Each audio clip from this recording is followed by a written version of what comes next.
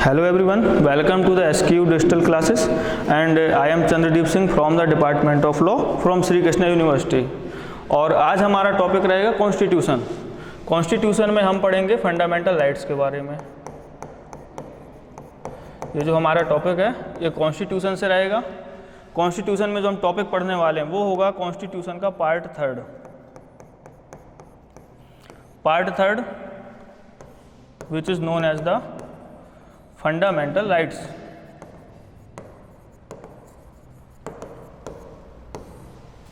अच्छा, ये जो फंडामेंटल राइट्स का ये जो टॉपिक है कॉन्स्टिट्यूशन का, ये आपका LLB फर्स्ट सेम के स्टूडेंट्स,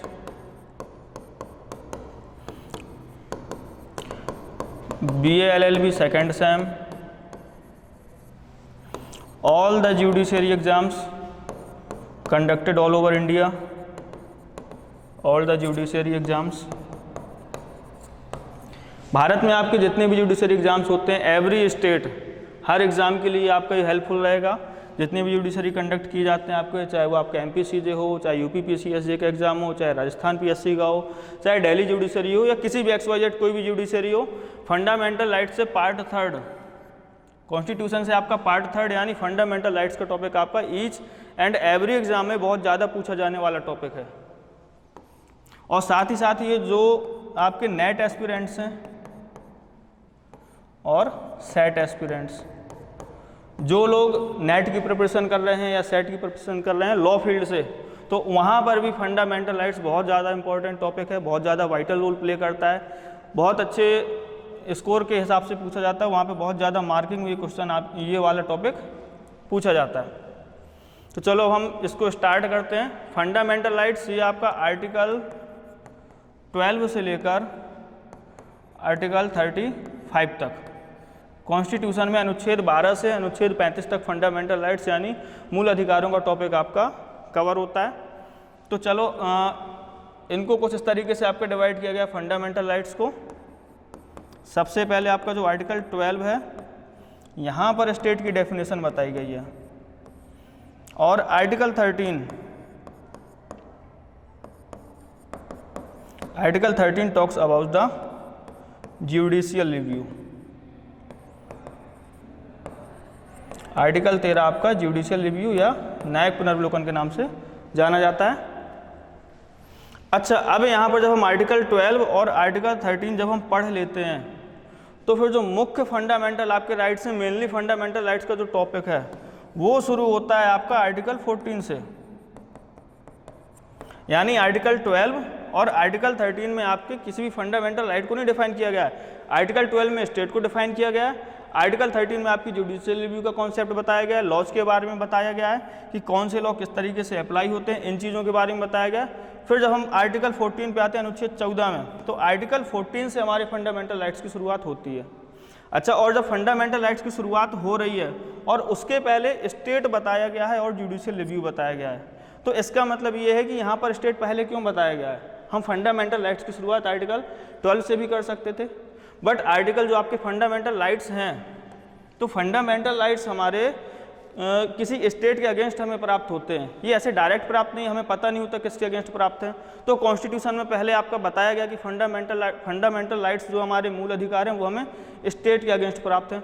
और इस पार्ट थर्ड के लिए फंडामेंटल राइट्स के लिए हम स्टेट किस किस को मानेंगे या स्टेट की क्या डेफिनेशन होगी, हम किससे अपने राइट्स की डिमांड करेंगे, कौन है जो हमारे राइट्स देने के लिए हमें लायबल है या कौन है जो हमारे राइट्स का उल्लंघन कर सकता है। तो ये सारी चीज़ें हमें पता चलती हैं स्टेट से। और आर्टिकल 12 में जब हम स्टेट की बात करते हैं तो स्टेट की डेफिनेशन को देखते हैं, उसमें कुछ इस तरह आपको स्टेट को डिफाइन किया गया है। आर्टिकल 12 में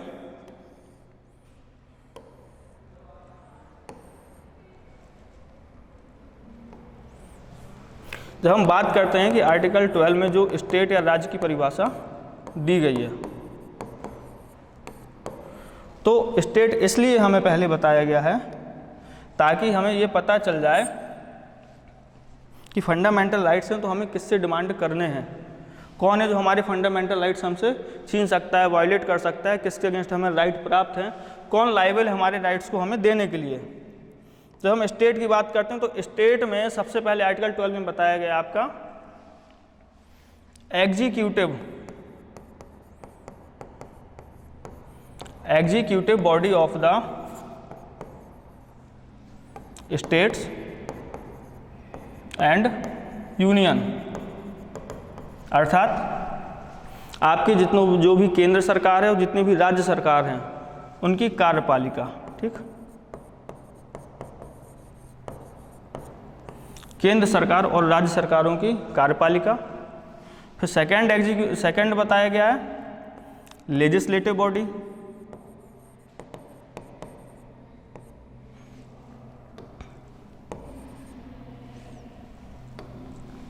legislative body of union and state. जो हमारी केंद्र सरकार है या राज्य सरकार है उसकी जितनी भी लेजिस्लेटिव बॉडीज़ हैं, लेजिस्लेटिव बॉडी से तात्पर्य अगर हम केंद्र सरकार की बात करें तो हमारी पार्लियामेंट, और अगर हम राज्य सरकारों की बात करें तो आपके state legislature.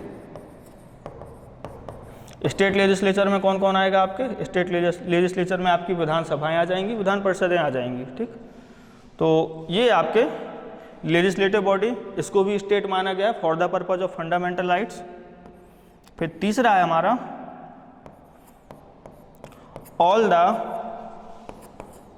Local and other authorities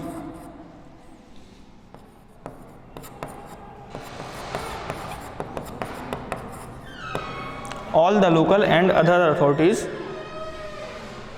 within the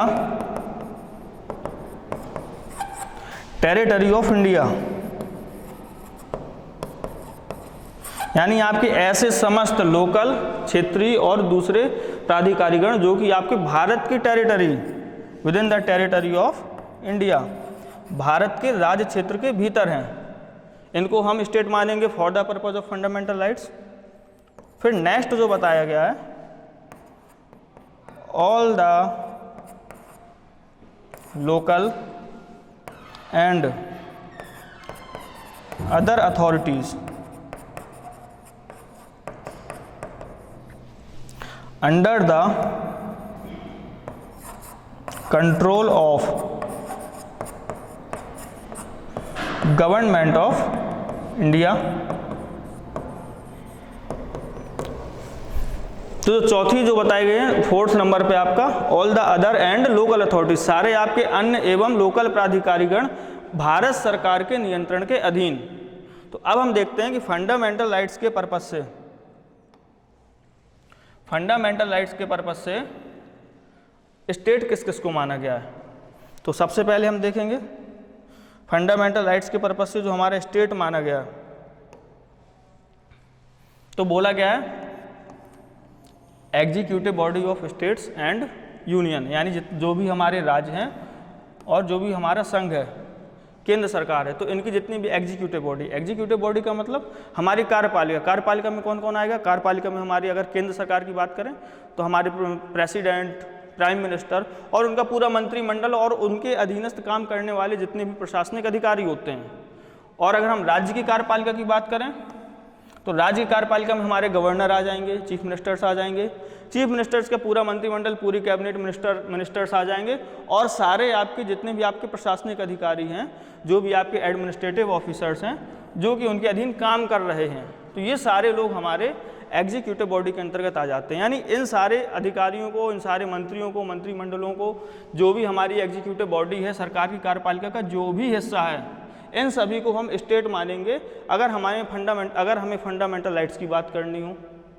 और दूसरा, अगर हमें फंडामेंटल राइट्स की बात करनी हो तो फिर जो हमारी लेजिस्लेटिव बॉडी है, हमारा जो विधानमंडल है भारत का, लेजिस्लेटिव बॉडी, तो ये जो विधानमंडल है, विधानमंडल से तात्पर्य केंद्र सरकार की बात करें तो हमारी संसद हो गई, संसद जो हमारी मिलकर बनती है, राष्ट्रपति, राज्यसभा और लोकसभा से मिलकर बनती है। ठीक, स्टेट एग्जीक्यूटिव की बात करें तो हमारे स्टेट लेजिस्लेचर की बात करें, राज्य के विधानमंडल हैं तो राज्यों की विधान परिषदें हो गई, राज्य की विधानसभाएं हो गई, ये भी फंडामेंटल राइट्स के लिए रिस्पॉन्सिबल है हमारे।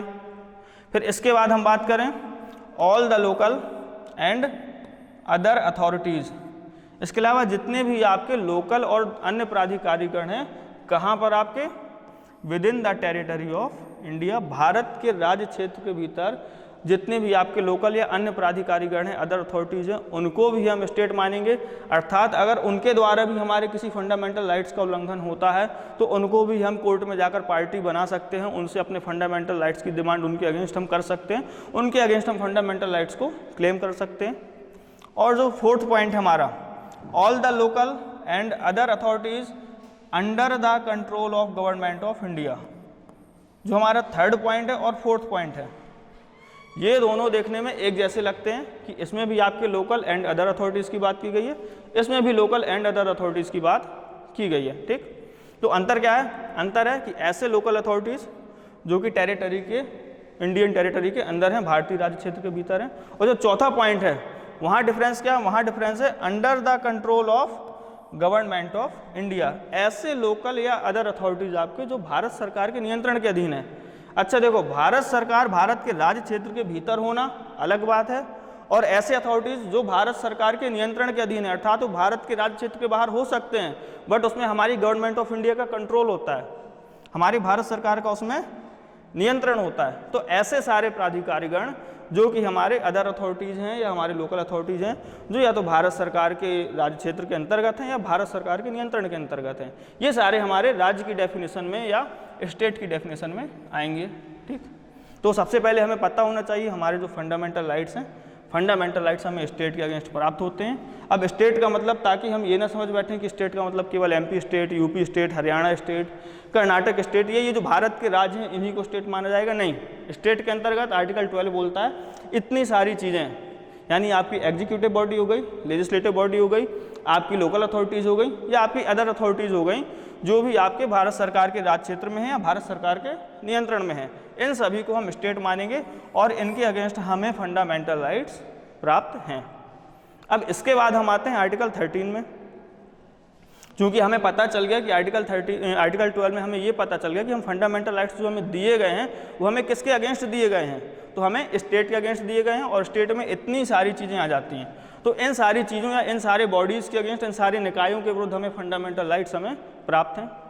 अब बात आती है, चलो हमें प्राप्त तो है फंडामेंटल राइट्स, लेकिन अगर हमें इनके अगेंस्ट जाना है तो हम किसके पास जाएंगे? तो यहाँ पर फिर हम देखते हैं आर्टिकल 13।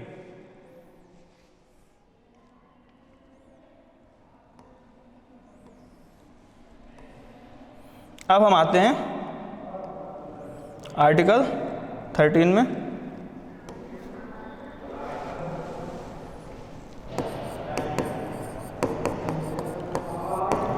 आर्टिकल 13 इसको सामान्यतः जाना जाता है जुडिशियल रिव्यू के नाम से, judicial review. Generally this article is known as the judicial review. Hindi में हम इसको बोलते हैं न्यायिक पुनर्विलोकन।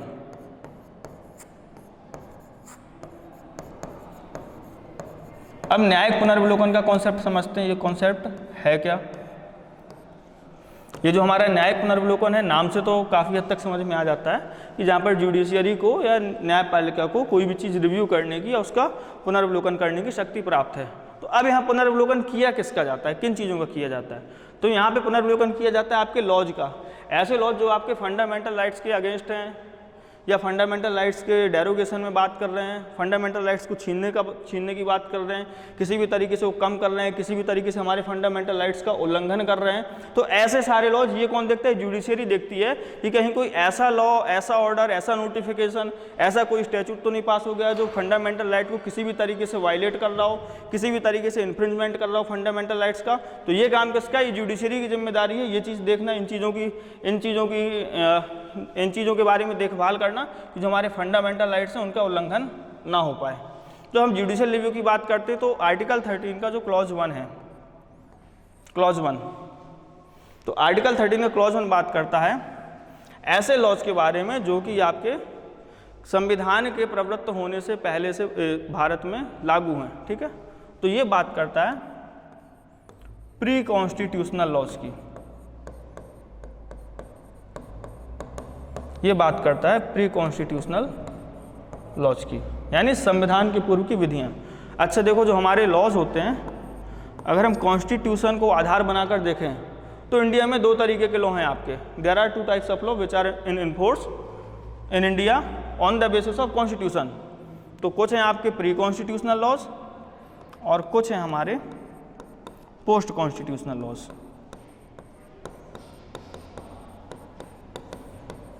कुछ हैं पोस्ट कॉन्स्टिट्यूशनल लॉज। अच्छा, प्री कॉन्स्टिट्यूशनल लॉज ऐसे लॉज जो कॉन्स्टिट्यूशन के पहले से भारत में लागू थे और कॉन्स्टिट्यूशन बनने के बाद भी वो लागू हैं, आज भी हम उनका पालन करते चले आ रहे हैं।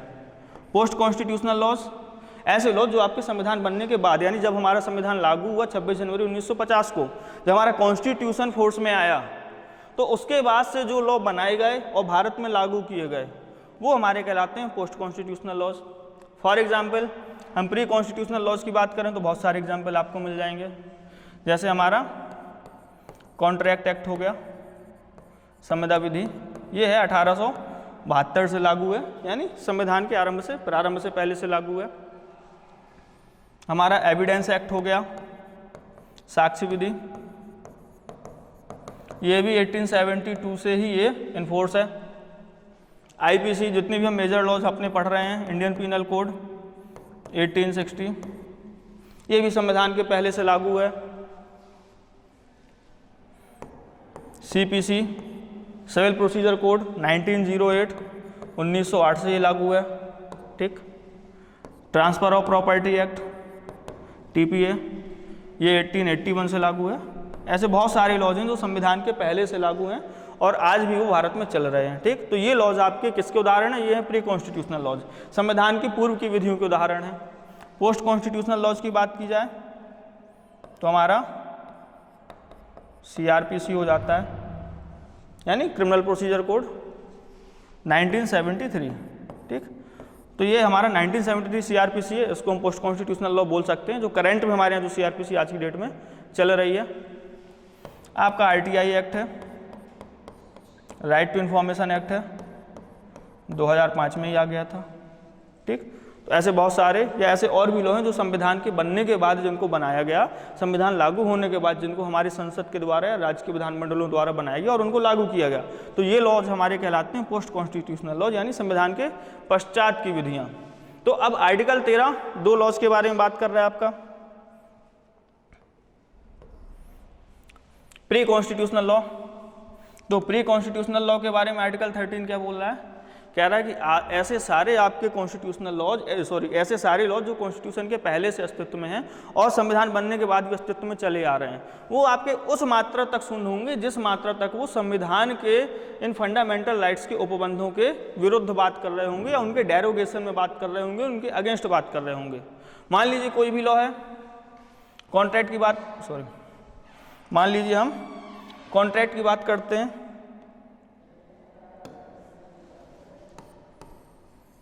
कॉन्ट्रैक्ट में सपोज दैट कोई ऐसा प्रोविजन हो जो हमारे फंडामेंटल राइट्स हैं, जो पार्ट 3 में जितने भी प्रोविजंस हैं उनके किसी अगेंस्ट बात करे या उनके डेरोगेशन में बात करे, किसी भी तरीके से उस फंडामेंटल राइट को कम कर रहा हो, उसको डेरोगेटरी बना रहा हो, कॉन्ट्रैक्ट एक्ट का कोई भी प्रोविजन, तो प्रोविजन क्या होगा? वो आपका शून्य हो जाएगा। शून्य हो जाएगा अर्थात उसका कोई प्रभाव नहीं रहेगा, प्रभावहीन हो जाएगा, वॉइड हो जाएगा, नल एंड वॉइड माना जाएगा, उसको अमल में नहीं लाया जाएगा। That provision shall not be in force if that provision is violating the fundamental rights और any of the provisions provided under the part 3। ठीक।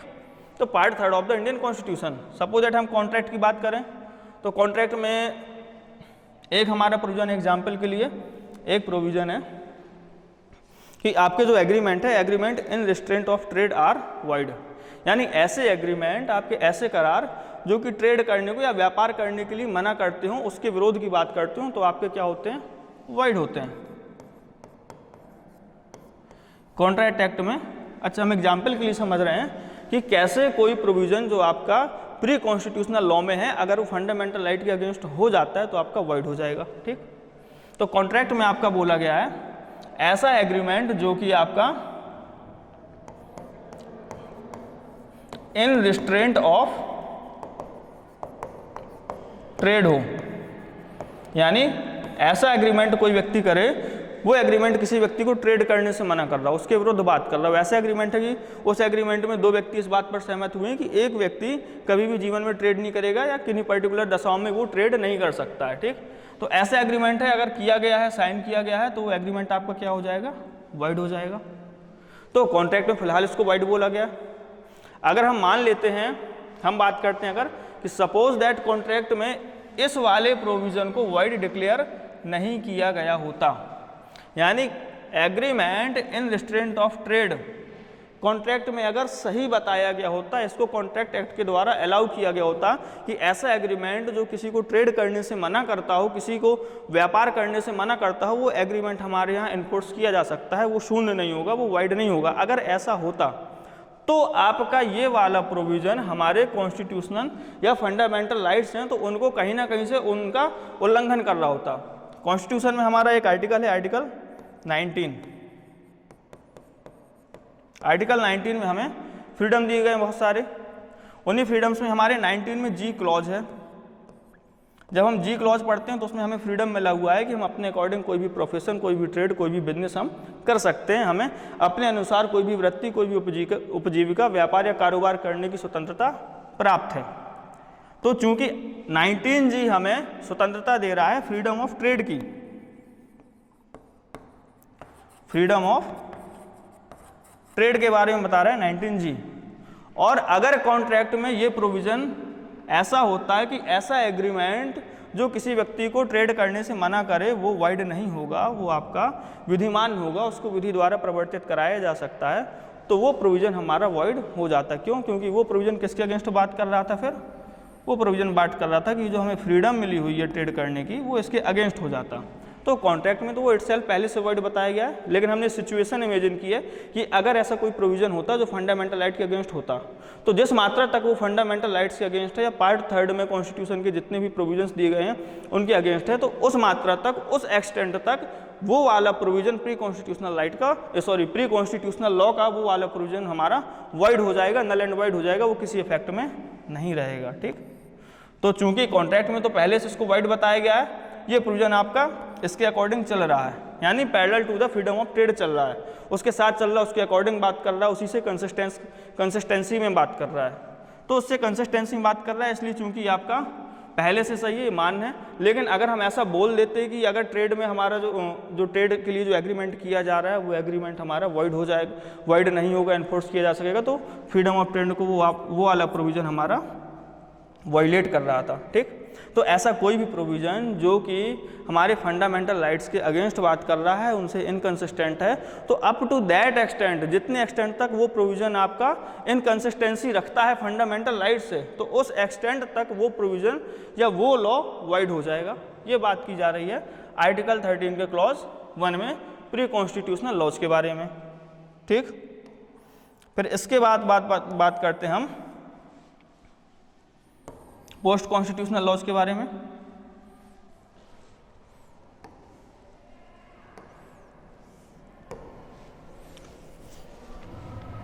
पोस्ट कॉन्स्टिट्यूशनल लॉज की बात चल रही थी, तो आर्टिकल 13 का क्लॉज 2 क्या बोल रहा है?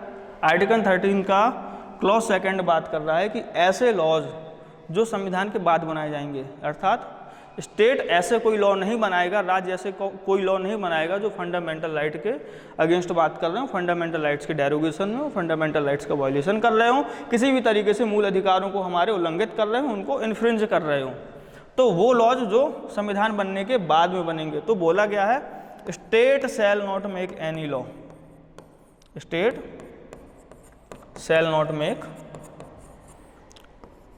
एनी लॉ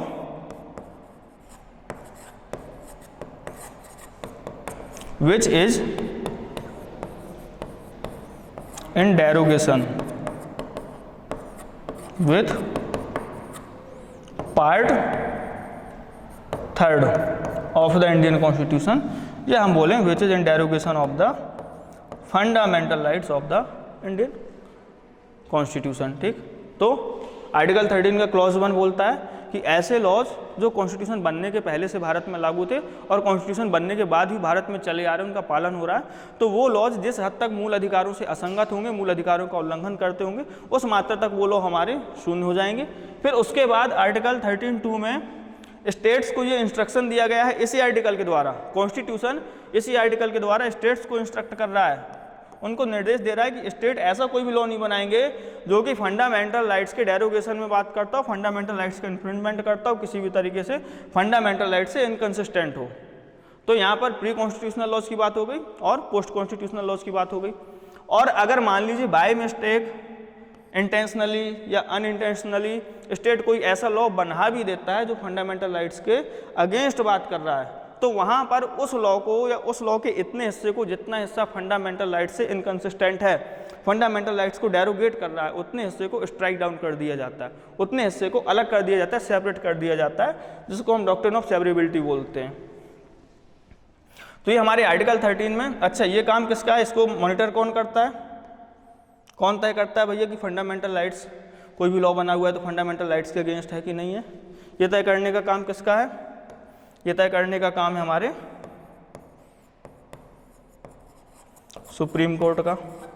ठीक, सुप्रीम कोर्ट का, यानी जो हमारी इंडियन जुडिशरी है।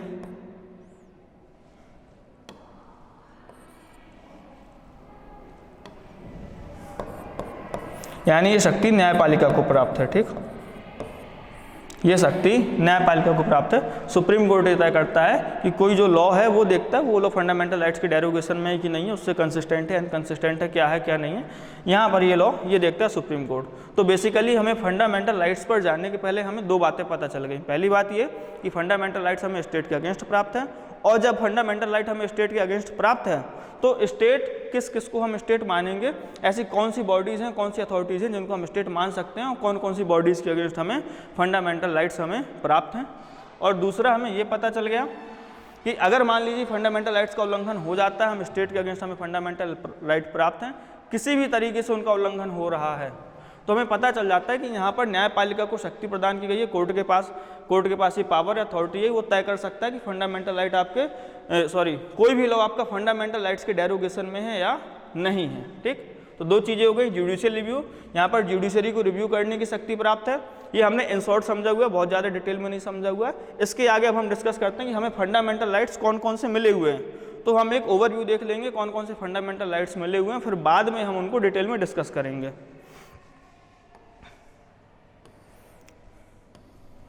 अब जो हमारे फंडामेंटल राइट्स हैं वो शुरू होते हैं आर्टिकल 14 से।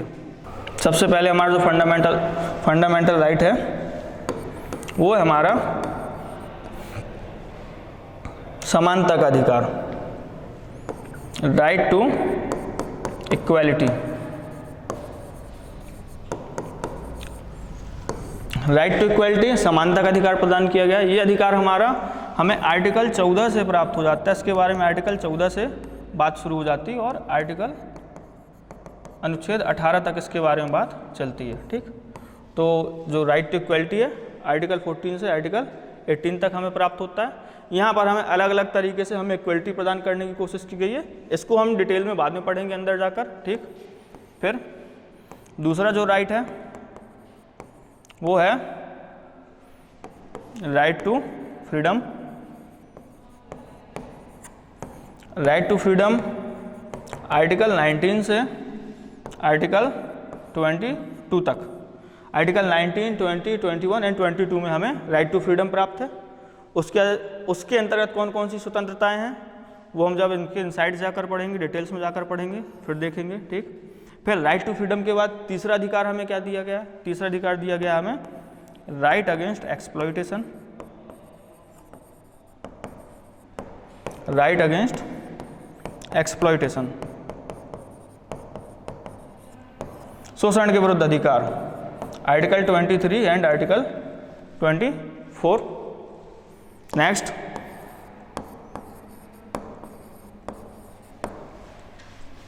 राइट टू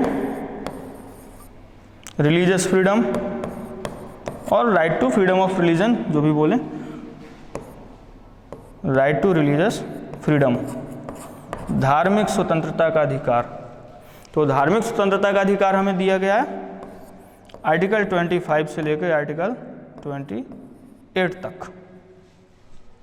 तो यहाँ पर हमें धार्मिक कार्यों की स्वतंत्रता, धार्मिक कार्यों के बारे में हमें कुछ फ्रीडम प्राप्त है अपने धर्म को मानने वगैरह को लेकर। फिर नेक्स्ट राइट हो जाएगा हमारा राइट टू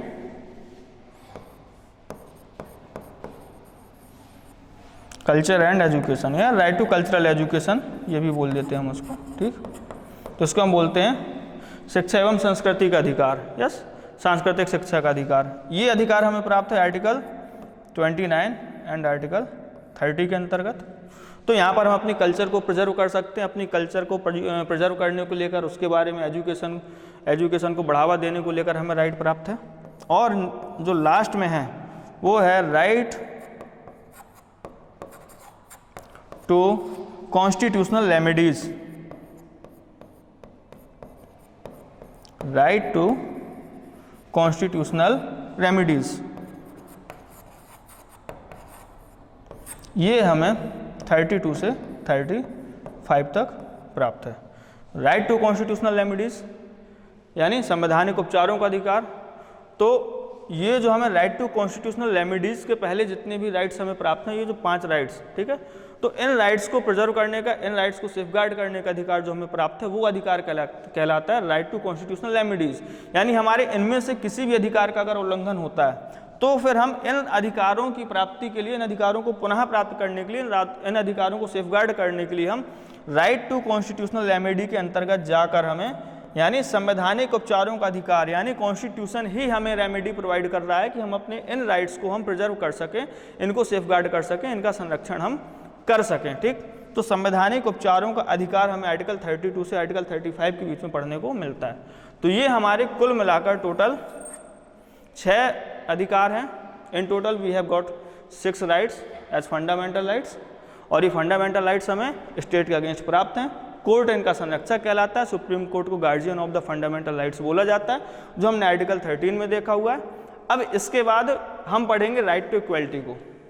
तो राइट टू इक्वलिटी को चलो अब देखते हैं। आर्टिकल 14 से लेकर आर्टिकल 18 तक राइट टू इक्वलिटी में कौन कौन सी हमें इक्वलिटीज हमें दी गई हैं।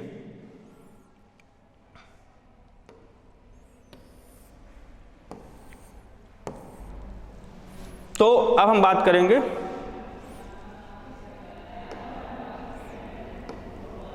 राइट टू इक्वलिटी की।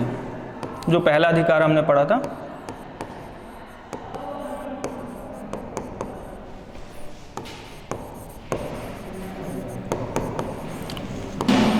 राइट टू इक्वलिटी आर्टिकल 14 से लेकर आर्टिकल 18 तक बताया गया है। ठीक, तो इसमें सबसे पहला अधिकार है आर्टिकल 14 में, अनुच्छेद 14 में बताया गया हमें विधि के समक्ष समता को बताया गया है। ठीक है, इक्वलिटी बिफोर लॉ। तो सबसे पहले जो समानता प्रदान की गई है वो समानता हमें प्रदान की गई है विधि के सामने, इक्वलिटी बिफोर लॉ। तो अगर हमें किसी भी देश को, किसी भी राष्ट्र को, अपने नागरिकों को अगर समान समझना है, उनको समानता देनी है, तो सबसे पहला कदम या सबसे पहली आवश्यकता होती है कि लॉ सभी नागरिकों को समान माने, सभी के लिए कानून बराबर होना चाहिए, कानून की दृष्टि में सभी बराबर होना चाहिए। Nobody is above the law. ठीक, तो जो पहला कॉन्सेप्ट है इक्वलिटी बिफोर लॉ, विधि के समक्ष समता। तो जितने भी नागरिक हैं विधि की नज़रों में सभी समान होंगे। तो विधि के सामने कोई भी नागरिक ऊंचा नीचा, बड़ा छोटा, बड़ी हैसियत वाला, छोटी हैसियत वाला नहीं है। जो व्यक्ति जैसा कार्य करेगा, जैसा भी अपराध करेगा, अच्छा कार्य करता है, बुरा कार्य करता है, तो विधि अच्छे कार्य करने वालों के साथ समान रूप से व्यवहार करेगी, विधि बुरे काम करने वालों के साथ समान रूप से व्यवहार करेगी। विधि की नज़रों में सभी समान होंगे। फिर जो दूसरी हमें समानता दी गई है आर्टिकल 15 में, दूसरी समानता है, तो दूसरी समानता हमें दी गई सामाजिक स्तर पर। सामाजिक स्तर पर कैसे दी गई है? दूसरी समानता दी गई हमें प्रोहिबिशन ऑफ डिस्क्रिमिनेशन के आधार पर। प्रोहिबिशन ऑफ डिस्क्रिमिनेशन यानी भेदभाव का प्रतिषेध किया गया है। तो किसी भी व्यक्ति को, यहाँ पर आपके कुछ आधार बताए गए हैं, लगभग 5 आधार बताए गए हैं। उन 5 आधारों में से किसी भी व्यक्ति के साथ सामाजिक तौर पर किसी भी तरीके से भेदभाव नहीं किया जाएगा। पब्लिक प्लेसेस पर कोई भेदभाव नहीं किया जाएगा। कहीं भी ऐसी कोई भी चीज़ें, कोई व्यक्ति किसी भी धर्म का हो, किसी भी जाति का हो, मूल वंश, लिंग, किसी भी स्थान पर वो जन्मा हो, किसी भी आधार पर उस व्यक्ति से कोई भी कोई भी डिस्क्रिमिनेशन नहीं किया जाएगा। डिस्क्रिमिनेशन को प्रोहिबिट किया गया, भेदभाव को प्रतिषिद्ध किया गया। फिर तीसरी जो समानता दी गई है आर्टिकल 16 में समान अवसरों की बात की गई है। यानी जो भी हमारे भारत के नागरिक हैं, भारत के जितने भी लोग हैं, तो सभी को लोक नियोजन के विषय में अवसर की समता प्रदान की गई। लोक नियोजन मतलब जो भी आपका पब्लिक एम्प्लॉयमेंट है, पब्लिक एम्प्लॉयमेंट अर्थात गवर्नमेंट की तरफ से पब्लिकली जो भी एम्प्लॉयमेंट के जो अवसर एम्प्लॉयमेंट दिए जाते हैं, उनके अवसर सभी को समान रूप से प्राप्त होंगे। Equality of opportunity, equality of opportunity in the matter of public employment, लोक नियोजन के विषयों में अवसर की समता। Equality of opportunity in the matter of public employment, यानी सरकार जितने भी एम्प्लॉयमेंट, जितनी भी नौकरियां निकालती है, जितनी भी गवर्नमेंट जॉब्स निकलती हैं, तो सारे व्यक्तियों को समान अवसर प्राप्त है उन गवर्नमेंट जॉब्स में अप्लाई करने का। वहाँ पे सभी रूप को समान रूप से अपॉर्चुनिटी दी जा रही है, सभी को अवसर की समता दी गई है। अवसर की समता किस चीज़ में? लोक नियोजन में, पब्लिक एम्प्लॉयमेंट। तो एक समानता ही हो गई। फिर इसके बाद आर्टिकल 17 में समानता लाने के लिए एक कदम और उठाया गया है। वो कदम क्या है आपका? Abolition of untouchability, abolition of untouchability.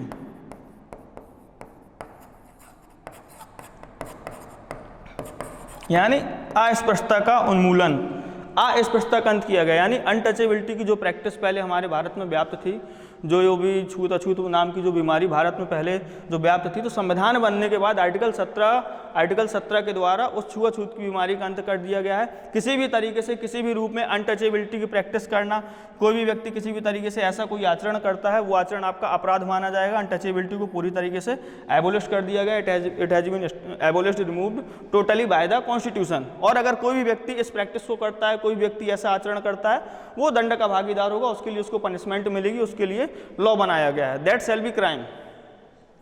फिर आखिरी जो स्वतंत्रता है वो समानता है, वो आर्टिकल